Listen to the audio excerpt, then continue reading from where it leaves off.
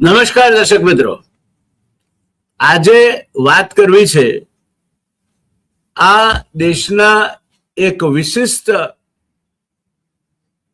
અને જેને કહી શકાય કે જીવાદોરી સમાન વર્ગ અંગેની. આ એક એવો વર્ગ છે કે જે ના પ્રદાનને કારણે આજે આપણે દુનિયા સામે માથું અદ્ધર રાખીને જીવી શકીએ છીએ. આ એક એવો વર્ગ છે કે જેના કારણે આપણે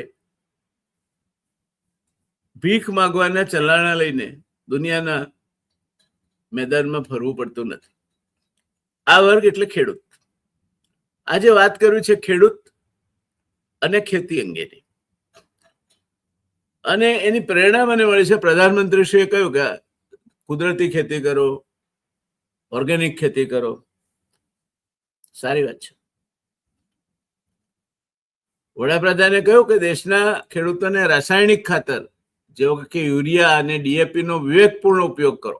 એ શું કહેવાય વિવેકપૂર્ણ એ ખબર નથી, પણ વિવેકપૂર્ણ ઉપયોગ કરો. કારણ કે સરકાર દર વર્ષે કૃષિ મેળા કરે છે, કૃષિ મહોત્સવ ઉજવે છે. આ સરકાર મહોત્સવથી નીચેની કોઈ વસ્તુ કરતી જ નથી.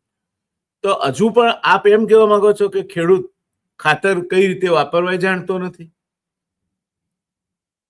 અને પ્રાકૃતિક ખેતી અપનાવી ખાતરની આયાત તથા તેનો બગાડ અટકાવવા પર અનુરોધ કર્યો છે.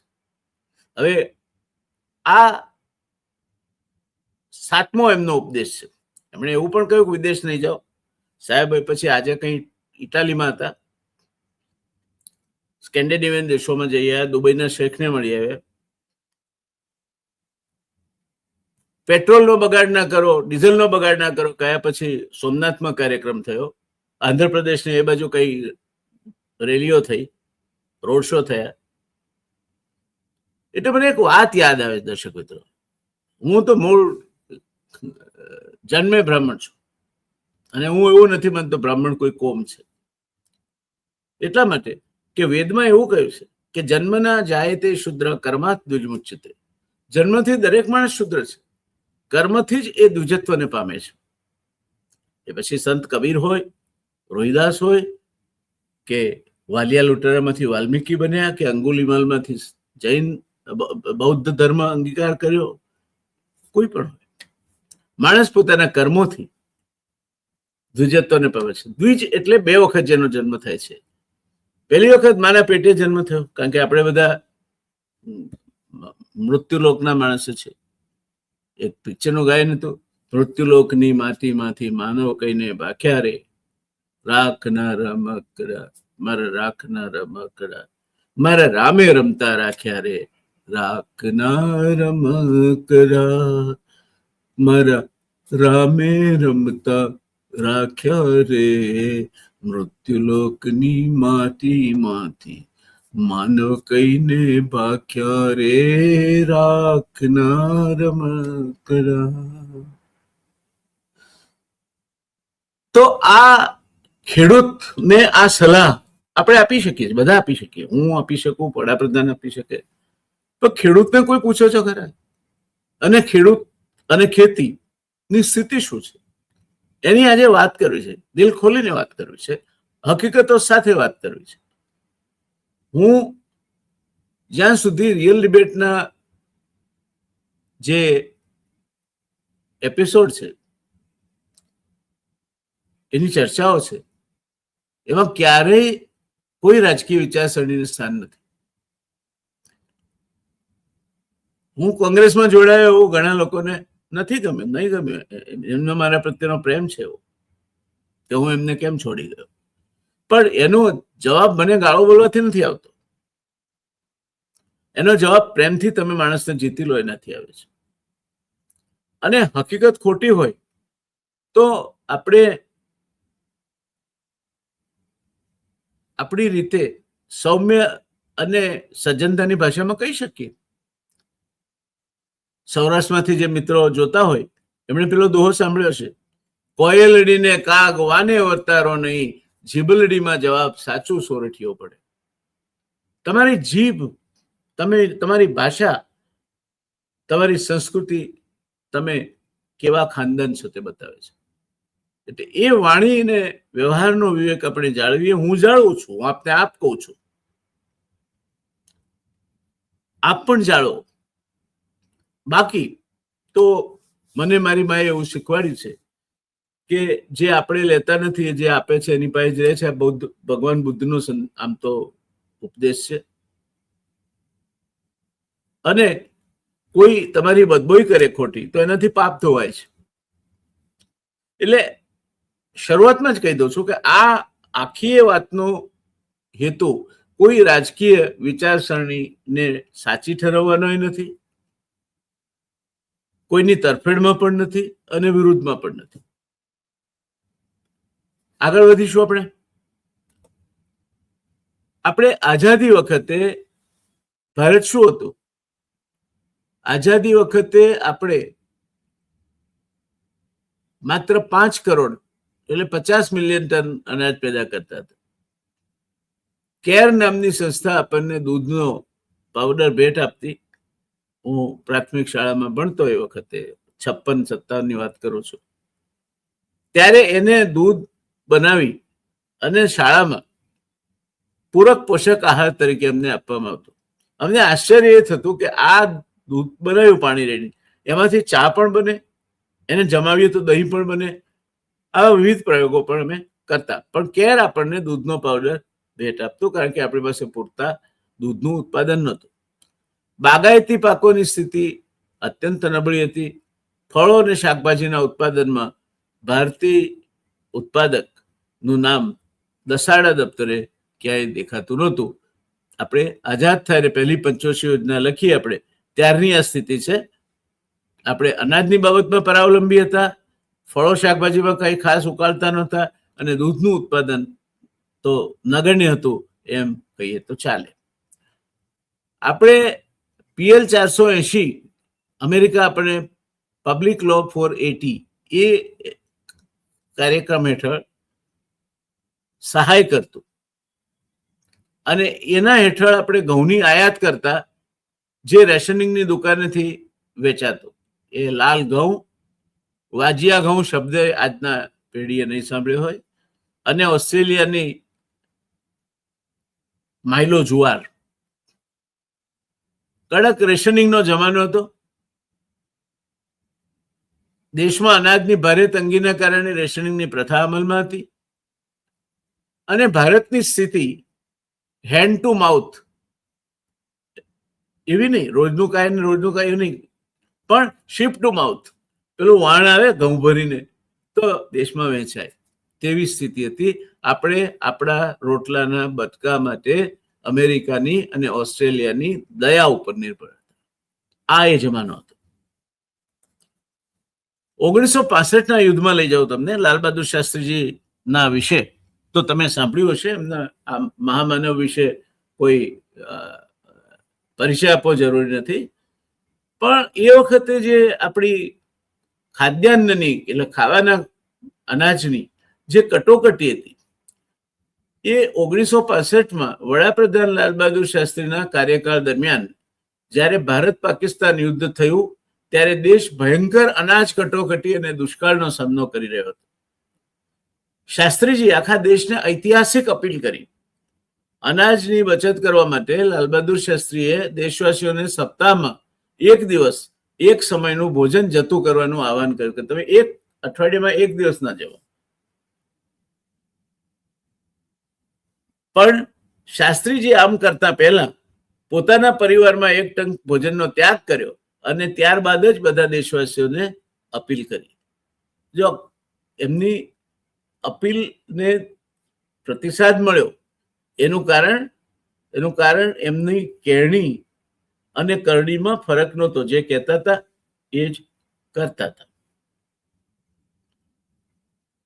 તમે એક વાત સાંભળી હશે, એક માં એના દીકરાને એક સંન્યાસી પાસે લઈ જાય છે કે ગોળ ખાતો બંધ થાય કારણ કે ડોક્ટરે કહ્યું છે કૃમિ છે, ગોળ ઓછો ખાય. સંન્યાસી કહે છે કે અઠવાડિયા પછી આવજો. ભાઈ અઠવાડિયા પછી જાય છે. સંન્યાસી પેલા દીકરાને બોલાવી માથે હાથ મૂકીને કહે છે કે ભાઈ ગોળ છોડી દે, ગોળ ખાવો તારા માટે સારો નથી. અને બાળક છોડી દેશે. 2 અઠવાડિયા પછી પેલી એની માં આભાર માનવા જાય છે સ્વામીજી પાસે અને કહે છે મને એ સમજાતું નથી કે આટલું જ તમારે કહેવાનું હતું તો હું પહેલી વખત આવી ત્યારે કેમ નહીં કહ્યું. અને ત્યારે સ્વામીજી એને જવાબ આપે છે કે માઈ, હું એ વખતે ગોળ ખાતો હતો એટલે મારો કોઈ નૈતિક અધિકાર નહોતો તારા દીકરાને ગોળ નહીં ખા કહેવાનો. આમાં બધું જ આવી ગયું દોસ્તો. લાલ બહાદુરની અપીલ ઉપર આખો દેશ ફિદા થઈ જતો હતો, ફના થઈ જવા તૈયાર હતો, કારણ કે એમાં નૈતિક બળ હતું. અને આજના રાજકીય નેતાઓને કોઈ માનતું નથી, કારણ કે એમની કેરણી અને કરણી જુદા છે. એ કહે છે વિદેશ ના જાઓ, જાતે જાય છે. એ કહે છે પેટ્રોલ ડીઝલ બચાવો, કાફલાઓ કાઢે છે. એમના પ્રધાનો ગમે ત્યાં મોટા મોટા સમારંભો કરવા માટે ભેગા થાય છે, લોકોને લાવવામાં આવે છે. એટલે કહેણી ને કથણી વચ્ચે સમાનતા નથી. આજનો જે જાહેર જીવનનો માણસ છે એ એની વિશ્વસનીયતા ગુમાવી બેઠો છે. અને એટલે પેલું ગાયન જે છે ને, પ્યાર કી રાહ દિખા દુનિયા કો, રોકે જો नफरत की आंधी, इनमें ही कोई गौतम होगा, इनमें ही कोई होगा गांधी. એ આપણે આજની પેઢીમાં કહી શકીએ એમ છીએ, અથવા આપણે પેલું ગાયનની પંક્તિ ગાઈ શકીએ એમ છે. आज है 2 अक्टूबर का दिन, आज का दिन है बड़ा महान, आज के दिन 2 फूल खिले हैं जिनसे महका हिंदुस्तान. ये फूलों संदेश हो दो, एक का नारा अमन, एक का जय जवान जय किसान. મહાત્મા ગાંધી અને લાલ બહાદુર શાસ્ત્રી 2 ઓક્ટોબરે બંનેનો જન્મદિવસ. આ લાલ બહાદુર શાસ્ત્રીના પ્રયત્ન નેતૃત્વમાં આ અપીલ થઈ અને દેશે એને એવો જબરજસ્ત પ્રતિસાદ આપ્યો કે કદાચ શાસ્ત્રીજીએ પણ નહીં કલ્પ્યો હોય. પણ એમાંથી એક વિચાર બીજ વવાયો કે ભીખના અનલા શીકે નહીં ચડે. આપણે અનાજમાં સ્વાવલંબી થઈએ એ માટે એક હરિત ક્રાંતિ કરવી પડશે. અને એ હરિત ક્રાંતિના સાથે 2 નામ જોડાયા. એક 70ના દાયકાના કૃષિ મંત્રી સી સુબ્રમણ્યમ અને મહાન કૃષિ વૈજ્ઞાનિક doctor S Swaminathan.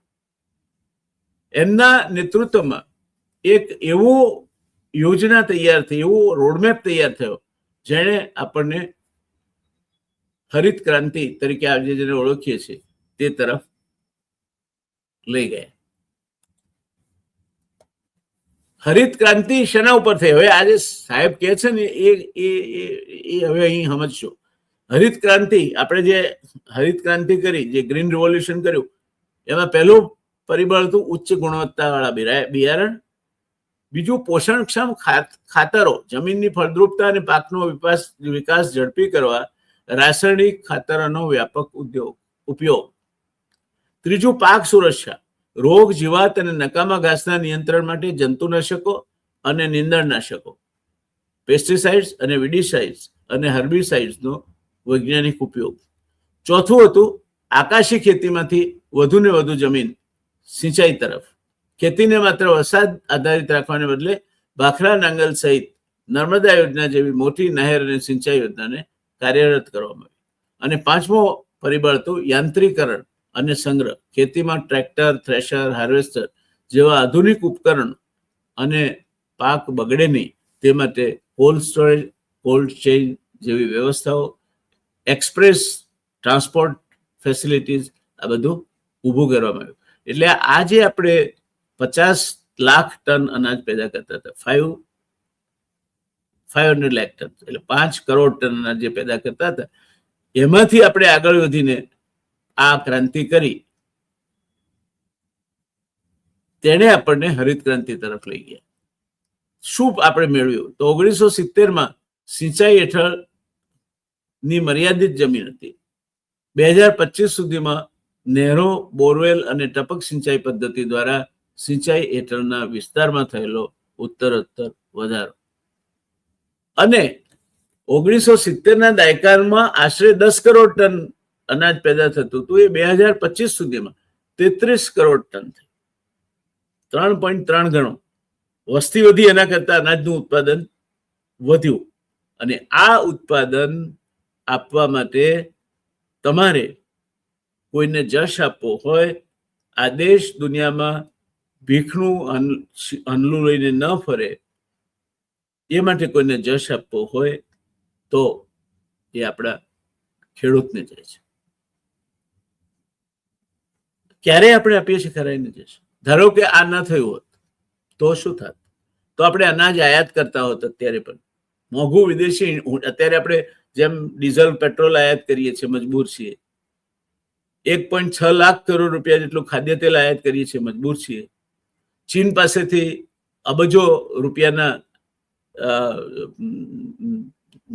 Pharmaceutical intermediates આયાત કરીએ છીએ, એક્ટિવ ઇન્ટરમીડિયેટ્સ આયાત કરીએ છીએ, મજબૂરી છે. આપણી રિઝર્વ બેંક પાસે જેટલું સોનું છે એટલા સોનાને તો વર્ષે દાડે આપણી બહેનો ઘરેણા ગળાવી નાખે છે. આ ક્રાંતિ કરી ખેતી.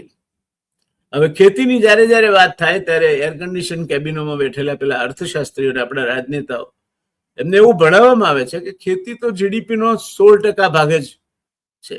6ઠ્ઠો ભાગ જીડીપીનો ખેતીમાંથી આવે છે.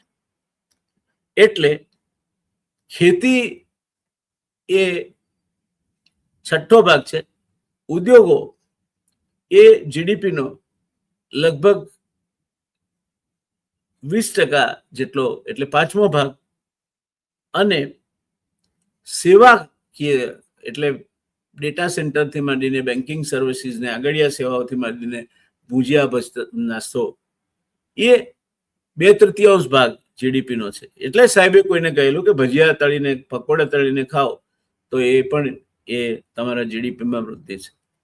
આ આપણે કેવા ભીત ભૂલીએ છીએ એનું આદર્શ ઉદાહરણ છે. દોસ્તો, આ જ સ્લાઇડ ઉપર હું આપને કહેવા માંગુ છું કે જે લોકો એમ કહેતા હોય કે ખેડૂત અને ખેતી માત્ર આ દેશમાં 16% એટલે 6ઠ્ઠા ભાગનો જ જીડીપી ઉત્પન્ન કરવા માટે જવાબદાર છે, તેમને ડંકાની ચોટ ઉપર મારે કહેવું છે. ને તમારા ખેડૂત આગેવાનો પણ નથી બોલતા, ક્યાંયથી જોઈને સમજીને નથી બોલતા. તમે બોલતા નહીં થાવ તો બોરે ના બોલે ના બોર વેચાય.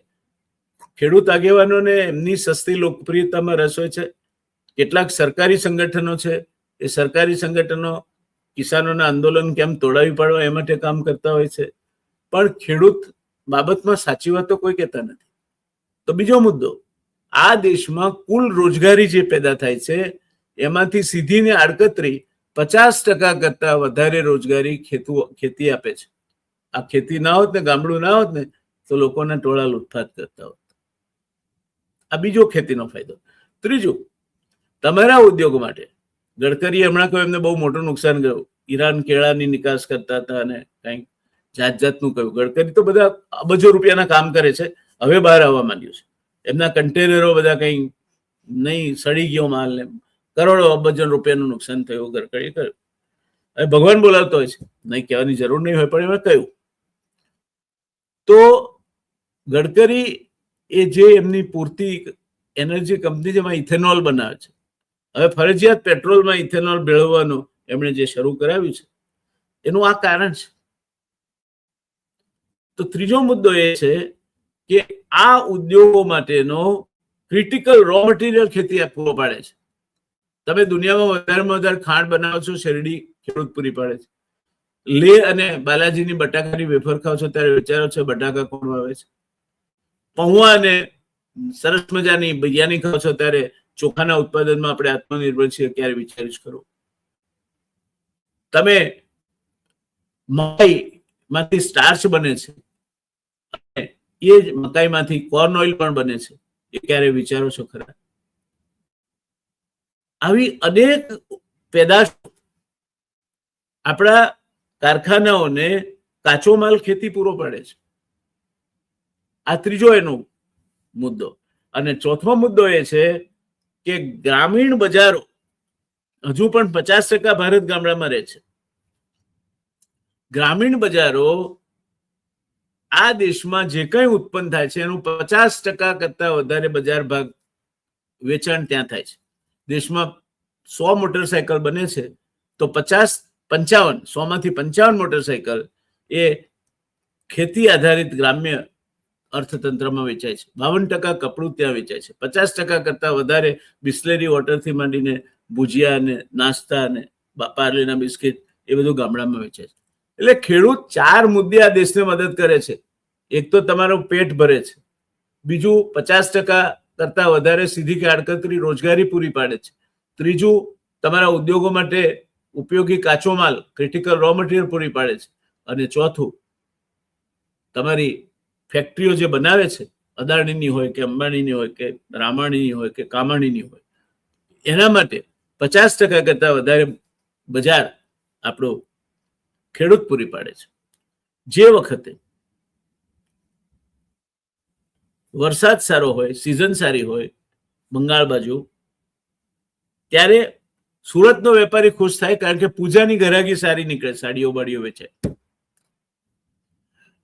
ઓણમની ઘરાગી એ દક્ષિણ ભારતમાં ચોમાસું સારું હોય તો સારી નીકળે સુરતમાં. છઠ પૂજાની ઘરાગી ઉત્તર ભારતમાં ખેડૂતની પાસે પૈસા હોય ગામડામાં તો સારી નીકળે. એટલે ખેડૂત તમારો ગ્રાહક છે, તમને જીવતા રાખે છે, તમને નોકરી આપે છે. શું જોઈએ છે તમારે ખેડૂત પાસે? પણ ખેડૂત એ મતદાર નથી, ખેડૂત વિભાજિત છે. જો ખેડૂત મતદાર બને, ખેડૂત તરીકે જો એક દિશામાં જાય તો આ દેશમાં 60% કરતા સીધી કે આડકતરી રીતે જોડાયેલા ખેડૂતો, ખેત મજૂરો, એમના કુટુંબીઓ, એમની સાથે જોડાયેલ બીજા આર્થિક પ્રવૃત્તિઓ વાળા એક મતદાર વર્ગ ખેડૂત સાથે જોડાય તો આ દેશનું રાજ ખેડૂત કરે. એટલે ખેડૂતને વિભાજિત રાખવામાં આવે છે. ક્યાંક કોઈક કિસાન કોંગ્રેસ કે છે, ક્યાંક કિસાન સંઘ કે છે, ક્યાંક ખેડૂત સમાજ કે છે, ક્યાંક વળી બીજું કંઈ કે. ખેડૂત વિખાયેલો રે. પંજાબમાં, હરિયાણામાં ખેડૂત આંદોલન કરે, એ 3 કાળા કાયદા પાછા ખેંચાય તો લાભ બધાને થયો છે. 800 કરતા વધારે ખેડૂત મળી ગયા.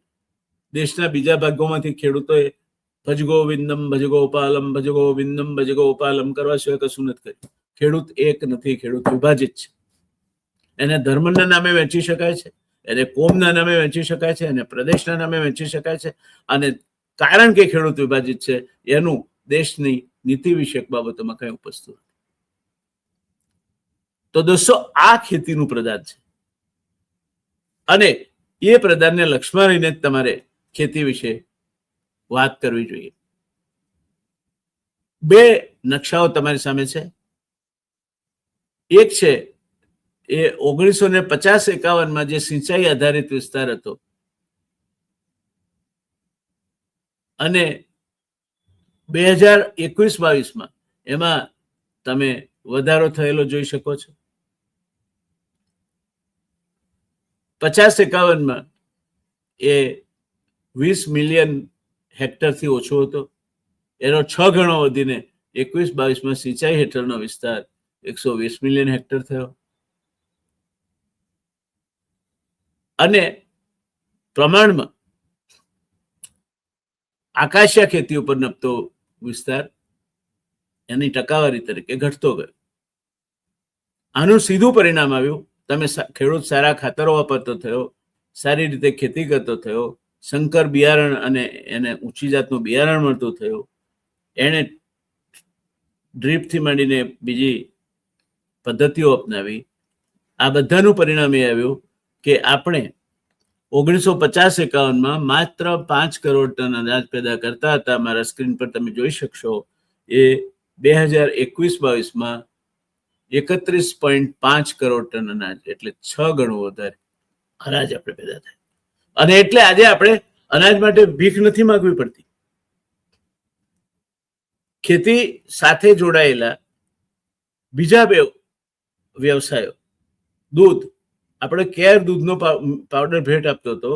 આજે આપણે દુનિયામાં દૂધની ઉત્પાદન કરતો પહેલો દેશ છે, પહેલા નંબરનો દેશ છે.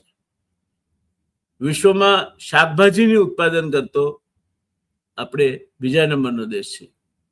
કેરી, કેળા, ચીકુ અને લીંબુ જેવા ફળોના ઉત્પાદનમાં ભારત વિશ્વમાં મોખરે છે. બટાકા, ડુંગળી અને ટમાટરના બમ્પર ઉત્પાદન સાથે ભારત આજે આત્મનિર્ભર બન્યું છે અને વિશ્વના અનેક દેશોમાં નિકાસ કરે છે. આજે ભારત ફળો અને શાકભાજીના કુલ વૈશ્વિક ઉત્પાદનમાં ચીન પછી વિશ્વમાં બીજા ક્રમે છે. આ સિદ્ધિ પાછળ હરિત ક્રાંતિ અને આધુનિક બાગાયતી ટેકનોલોજી એટલે બાગાયતી ટેકનિક જવાબદાર છે. તે જ રીતે દોસ્તો, ડેરી ક્ષેત્ર, જ્યાં અત્યારે તો એક કૌભાંડનું ક્ષેત્ર બન્યું છે. સહકારી ડેરી ક્ષેત્ર ગુજરાતમાં ક્યાંય કૌભાંડથી રહિત હોય એવું તો દેખાતું જ નથી. ક્યાંક ને ક્યાંક કંઈકનું કંઈક ચમકતું જ રહે છે. અને એ એટલા માટે બન્યું છે કે રાજકીય પક્ષો દ્વારા પ્રેરિત રાજકારણીઓ ડેરી ક્ષેત્રમાં આવ્યા અને એમણે મહેસાણા દૂધસાગર ડેરી, એક જમાનામાં એશિયાની મોટામાં મોટી ડેરી હતી, એના અધ્યક્ષ અશોક ચૌધરી સામે એમના જ ઉપપ્રમુખે આક્ષેપો કર્યા. બીજા કોઈએ કર્યા હોય તો આપણે ન માનીએ. તો અશોક ચૌધરીને પ્રમોશન મળ્યું. એમને 1 લાખ કરોડનું ટર્નઓવર ધરાવતા ગુજરાત કોઓપરેટિવ મિલ્ક માર્કેટિંગ ફેડરેશનના અધ્યક્ષ બનાવી દેવાય. એટલે જ્યાં ખોટું કરે અને સિરપાવ મળતો હોય, ખેડૂતો દૂધ ઉત્પાદકોના હિતોના નામે પોતાનું હિત, આ બધાની એમની ત્રીજી પેઢીએ શું હતી પરિસ્થિતિ એ જોવા જાય તો આપણને ખ્યાલ આવે કે આજે આ અબજપતિ થઈને ફરતા સહકારી ક્ષેત્રના કૃષિના આગેવાનો ક્યાં ઉભા હતા ને એવી કઈ એમની આવક હતી કે આટલા બધા પૈસા એમની પાસે આવ્યા. આનો એક અભ્યાસ થવો જોઈએ.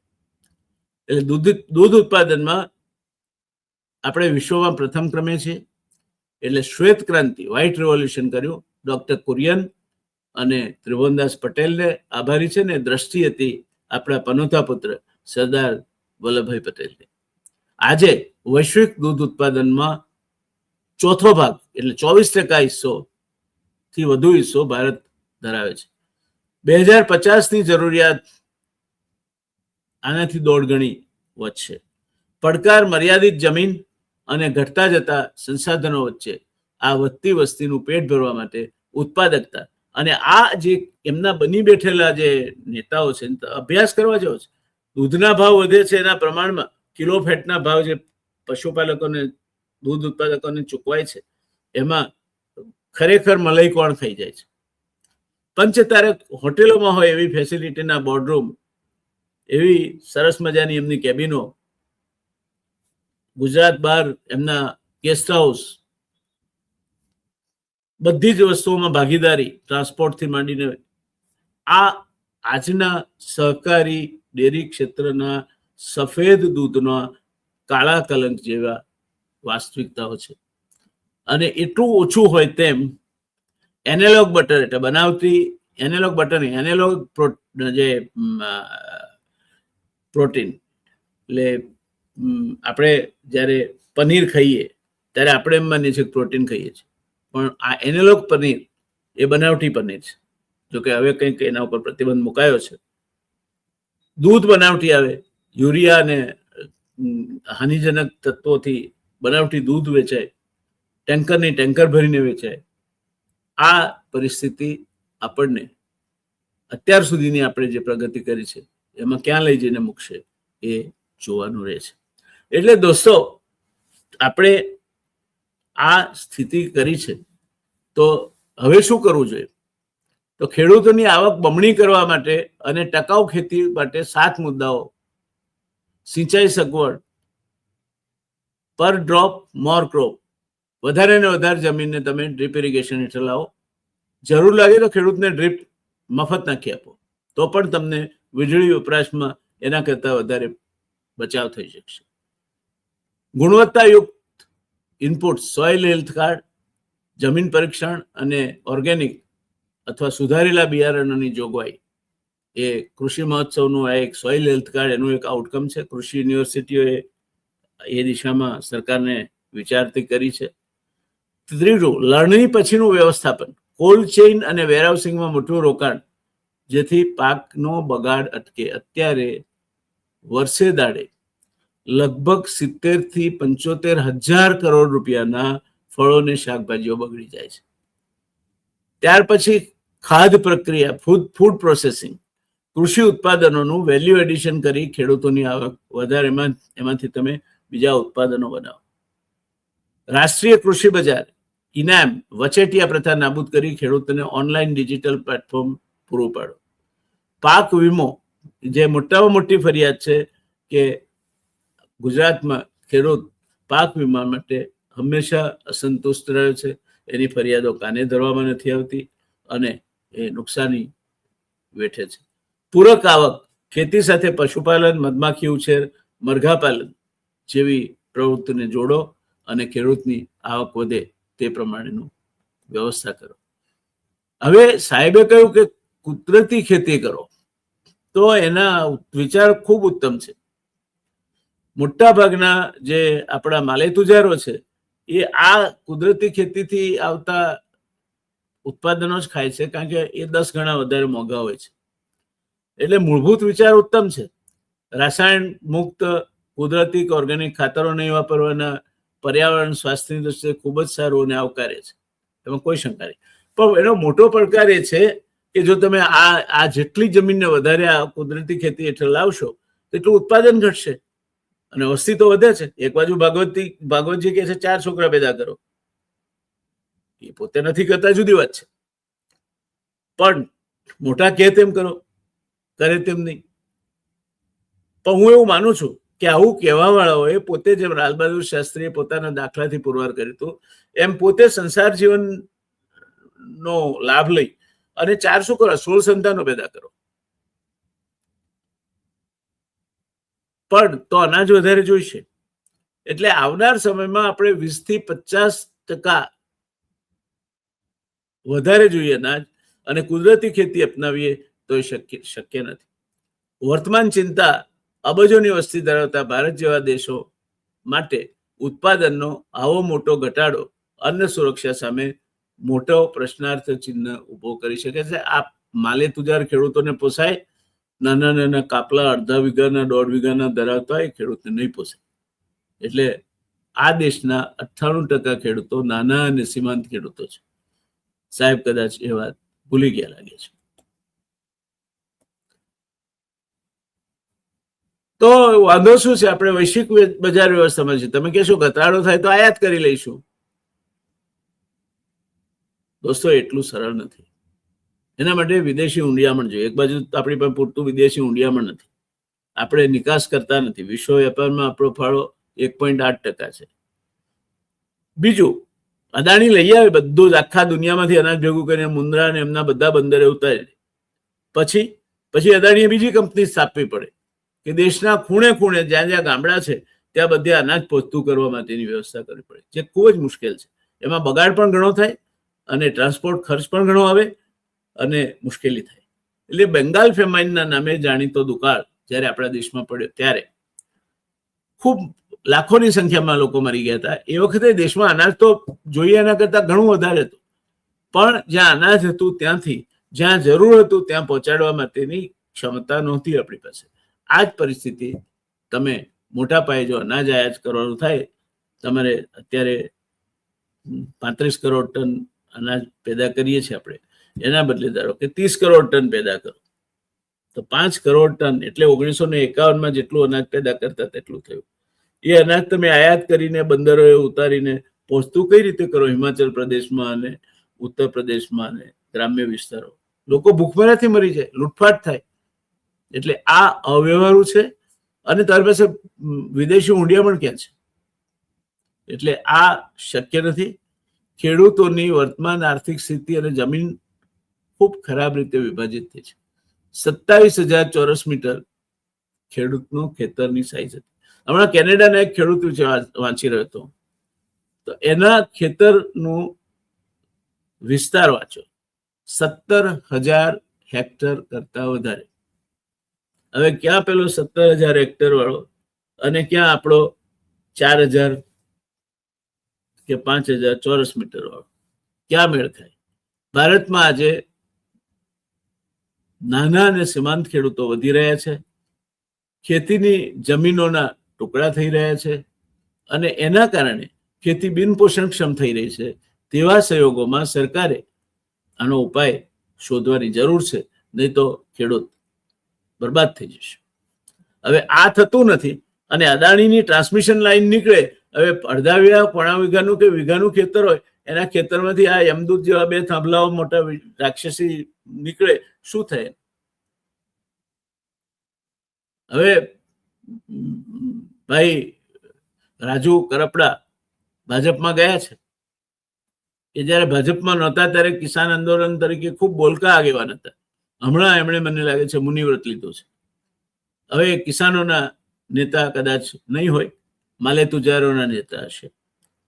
એટલે અદાણીની જે ટ્રાન્સમિશન લાઈન જાય ને તારું ખેતર બગાડે તો હવે રાજુ કરપડાને એટલી ચિંતા નહીં થાય જેટલી પહેલા થતી હશે. અને રાજુ કરપડાને એટલી ચિંતા થતી હોય તો એ દિશામાં એમના સુરેન્દ્રનગર જિલ્લા સુધી પહોંચ્યું છે. શું કરવા માંગે છે? એમણે પોતાની વાત લોકો સમક્ષ મૂકવી જોઈએ. મારા મત પ્રમાણે તો રાજુ કરપડા ભવિષ્યના કૃષિ મંત્રી હતા, કારણ કે બહુ કટોકટી ભરી લડાઈમાં એ હાર્યા હતા ચોટીલાથી. તો એમણે ભારતીય જનતા પાર્ટીમાં જવું તો કઈ વાંધો નહોતો, પણ કમસે કમ ધારાસભ્ય બન્યા હોત તો કોકદાડો કૃષિ મંત્રી બનત તો આ દેશનો ખેડૂત એમની પાસે આશા લઈને જાત. જિલ્લા પંચાયત ને જિલ્લા પંચાયતના પણ એક સામાન્ય સભ્ય બનવાથી રાજુ કરપડા જાહેર જીવન થકી ખેડૂતોની શું સેવા કરશે એ મોટું પ્રશ્નાર્થ ચિહ્ન છે. એમણે એમની મજબૂરીઓ હશે, પક્ષ બદલ્યો છે, પણ ખેડૂતોને લાગે છે ત્યાં સુધી હવે એમણે રાજુ કરપડા પાસેથી આશાઓ રાખવી મર્યાદિત કરી દેવાની છે. અને આ ઉત્પાદન ઘટે તો શું થાય? તો એના ગંભીર પરિણામો આવે. અત્યારે જ નાના ખેતરોને કારણે ખેડૂત મુશ્કેલીમાં છે. જો કુદરતી ખાતરોના એકાએક પ્રયોગથી કે અન્ય કોઈ કારણસર ખેતરનું ઉત્પાદન અડધું થઈ જાય તો ખેડૂત દેવાના ડુંગર નીચે દબાઈ જાય, ખેતી સંપૂર્ણપણે બિનવ્યવહારુ બની જાય અને આપણે મોટા પાયે ભૂખમરાનો શિકાર બનીએ. એટલે ખેતીથી વિમુખ થાય ખેડૂત અને મહાભૂખમરો સર્જાય એ આપણને પોસાય તેમ નથી. એટલે દેશના અર્થતંત્રની કરોડરજ્જુ એ ખેતી છે, કારણ કે આપણને અન્ન સ્વાવલંબન આપે છે, 50% કરતા વધારે સીધી આડકતરી રોજગારી આપે છે, ઉદ્યોગો માટે કપાસ, શેરડી, મકાઈ, બટાકા જેવા ક્રિટિકલ રો મટીરિયલ આપે છે, ગ્રામીણ બજાર વ્યવસ્થા આ દેશમાં જે ઉત્પાદન થાય છે એનું 50% કરતા વધારે વપરાશ કરે છે. આમ કૃષિ, ખેડૂત અને ગામડું આ દેશની અર્થવ્યવસ્થાનો એક બહુ જ મહત્વનો ભાગ છે. જો તમને આ વિડીયો ગમ્યો હોય દોસ્તો તો લાઈક, શેર અને સબસ્ક્રાઇબ કરો. તમારા મિત્રો અને સગાવાલા સાથે આ વિડીયો વધુને વધુ શેર કરો. અને આ દેશમાં ખેતી વિશે જે કંઈ ભ્રામક માન્યતાઓ ઊભી કરવામાં આવી રહી છે એની સાચી હકીકતો શું છે એ તમે વધુમાં વધુ ખેડૂતો સુધી કમસે કમ પહોંચાડો, યુવાનો સુધી પહોંચાડો, તો જ આપણી આવતીકાલ ઉજળી છે. એ નહીં થાય તો આપણી આવતીકાલ અંધકારમય હશે, એમાં કોઈ શંકા નથી. દોસ્તો, પૂરું કરતા પહેલા એક આનંદની વાત મારે આપને એ કરવી છે. તમારી ચેનલ ધ રિયલ ડિબેટ અનેક અવરોધો વચ્ચે પણ પ્રગતિ કરતી રહી છે. તમે જાણો છો અમે કોઈ જાહેર ખબર તમે જોતા નહીં હો અમારી ચેનલ. જે કંઈ યુટ્યુબ મુક્તિ હશે તે મુક્તિ હશે, પણ 50,000 નો આંકડો અમે પાસ કર્યો છે સબસ્ક્રિપ્શનમાં. અને બિલકુલ જેન્યુન જેને કહેવાય ને, કોઈ પૈસા ખર્ચ્યા વગર, વેચાતા લીધા વગર લોકો સબસ્ક્રિપ્શન વેચાતા લે છે. સરળ છે. 1,00,000-2 લાખ રૂપિયા તમે ખર્ચી નાખો તો 2 લાખ ઉપર જતા રહે તમારા સબસ્ક્રિપ્શન. અમે એ નથી કરતા. તમારી ચેનલ છે, તમારા થકી જ જે કંઈ છે તે અમે રજૂ કરીએ છીએ. અમારે મન 50,000 સાચા જે દર્શકો છે એની કિંમત 5,000 ખરીદેલા દર્શકો કરતા ઘણી વધારે છે. એટલે તમે જો હજુ પણ સબસ્ક્રાઇબ ન કર્યું હોય તો સબસ્ક્રાઇબ કરશો. તમારા સગાવાલા મિત્રોને તમારી આ રિયલ ડિબેટ ચેનલ સબસ્ક્રાઇબ કરવા માટે પ્રોત્સાહન આપશો. આ વિડીયો બધા સાથે વધુમાં વધુ શેર કરશો અને તમારા કંઈ સૂચનો હોય તો અમને કહેતા રહેશો. મળતા રહીશું દોસ્તો નવા વિષયો સાથે, નવી વિગતો સાથે. આવનાર સમયમાં જે કંઈ પ્રશ્નો ઊભા થાય તેને તમારી સામે હકીકતોને આધારે નિષ્પક્ષતાપૂર્વક મૂકવાનો પ્રયત્ન અમારો રહેશે. તો ધન્યવાદ દોસ્તો, આવજો. જય જવાન, જય કિસાન.